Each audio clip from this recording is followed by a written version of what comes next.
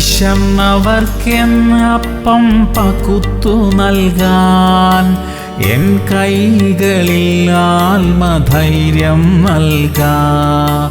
അന്യായ ബന്ധനങ്ങൾ അഴിക്കാൻ എൻ കൈകളിൽ അഭിഷേകം നിറയ്ക്കാൻ.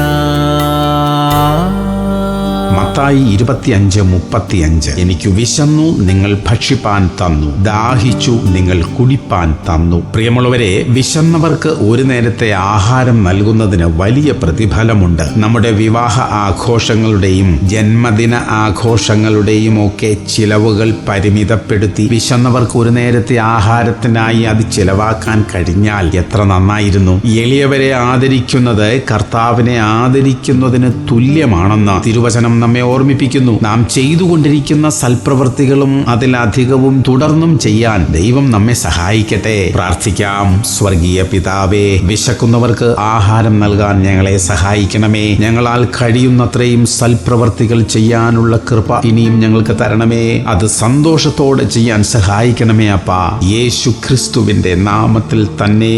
ആമേൻ, ആമേൻ, ആമേൻ.